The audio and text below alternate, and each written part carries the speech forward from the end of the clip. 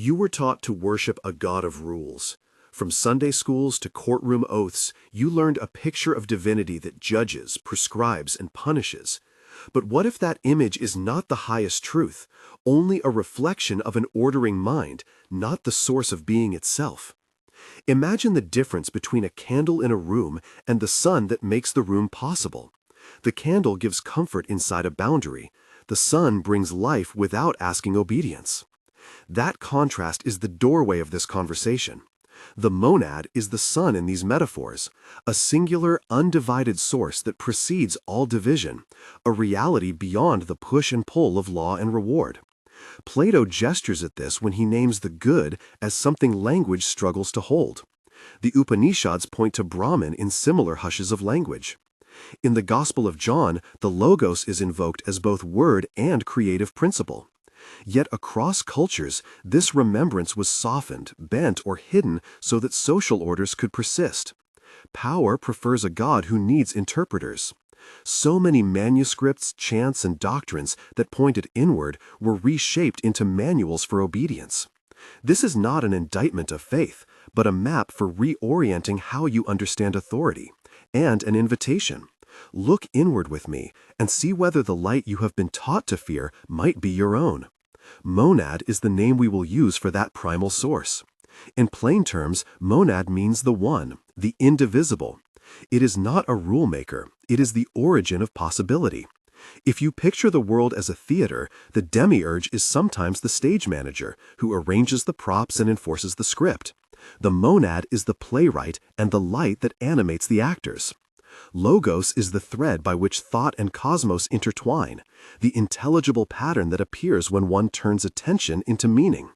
Brahman names the same ultimate horizon in a different tongue, where silence is more authoritative than proclamation. To say monad is to point to a depth of reality that is not a personality you petition, but a ground you remember. This is why mystics across time speak of rememberation rather than conversion, of gnosis rather than creed. The language is austere because words tend to slice what is seamless. Imagine running your hand along cool stone, feeling the slight grit, smelling the wet earth after rain, hearing a distant bell, and seeing a shaft of light fill a corridor. That sensory field is how many describe the first conscious turn toward the monad. Simple impressions that swell into certainty. Philosophers like Plato, religious poets of the Upanishads, the authors preserved in the Nag Hammadi codices, and translators of the Hermetica are witnesses who testify to an experience more than an argument. And their testimonies converge often enough to demand attention. Across history, evidence appears like scattered constellations. Plato writes in the dialogues of an intelligible sun whose presence accounts for truth and beauty. The Gospel of John opens with something like a cosmic logic. In the beginning was the Logos. The Upanishads whisper that Atman is Brahman, that the inner self and the universal are not apart. The Hermetica treats the mind of God as both art and origin. In the Nag Hammadi texts, a more radical critique of material authority surfaces, a language that celebrates sparks trapped in matter. Add to those the marginal notes of medieval scribes, the carvings of temple masons, the songs passed by fisherfolk, and a pattern emerges. A recurring insistence that the human contains a spark, a seed, a small sun. List names with care. Plato speaks in reason, Hypatia in a classroom in Alexandria. A monk named Marcus in a mountain cell writes glosses. A woman called Anna keeps a fragment in a reed box, and a traveler Yusuf hums an old chant on a ferry. Their testimony is not identical, but their pointing is. Yet the remembrance was systematically obscured. Institutions that centralized ritual and doctrine had incentives to translate living experience into obligations. When a teaching invites direct contact with the divine within, intermediaries lose authority. Thus, certain scriptures were canonized, others marginalized. Heresy becomes the label for inconvenient truths. Political leaders retold cosmogonies so that obedience looked like piety. Stories of persecution are not only spectacular burnings and trials, but quieter erasures. A chorus of hymns unrecorded, a community whose rites are folded into official liturgy with different meanings. Imagine the sound of a closing door in an empty cloister, the smell of smoke and old wood, the cold of a stone step. These sensory traces mark the human cost of suppression. Scholars like those who study Nag Hammadi, translators of the Hermetica, and curious clergy kept fragments alive, but often in margins and libraries where only seekers would find them. In those margins, names survive. Helena writes a note in the margin. Marcus underlines a phrase. Sophia copies a line into a palimpsest. Thomas hides a scroll under floorboards. Ananda sings a mantra at dusk. Each act of preservation is a small rebellion against the regime of outer authority. This is where myths must be retold.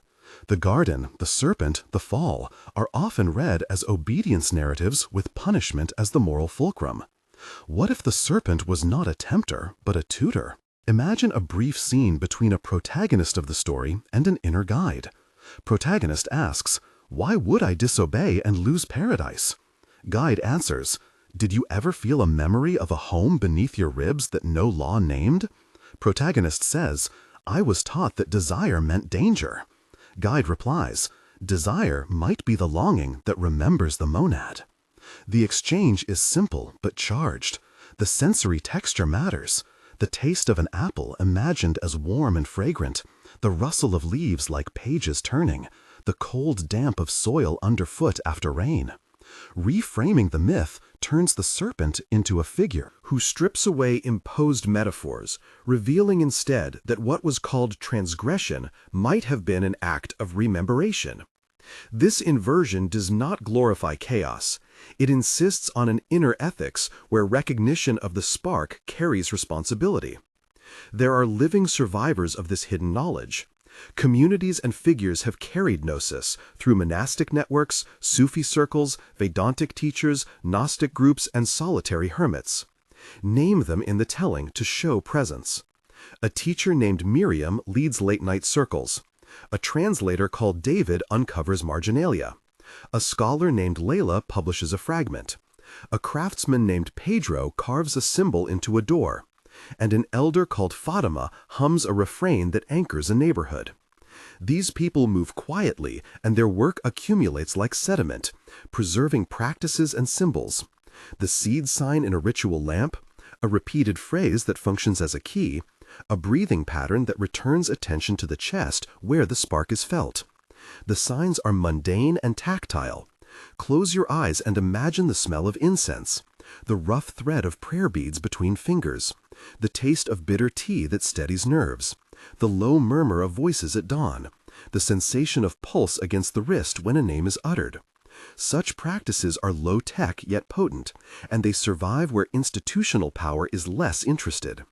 Now the invitation becomes personal. The awakening we describe is not esoteric celebrity or abstract illumination. It begins as a small noticing and a simple practice. Sit for 2 minutes. Place your hand on the sternum and feel warmth or coolness, the slight movement of breath like the rise and fall of a small tide. Ask silently, "Who is this one inside me who remembers?" Wait for any sensation, a tug, a color behind the eyes, a taste or a memory of a lullaby. The exercise is practical and sensual. If you want to go further, practice a phrase for a week, a one-word mantra like spark, logos, or rememberation, spoken quietly in the chest. Track how your reactions to fear change when you practice this recognition. This is not abstract morality, but a training in perception. Consider how the presence of the monad alters daily choices. When you act from remembered wholeness, you are less likely to submit to punitive frameworks that demand obedience at the cost of conscience.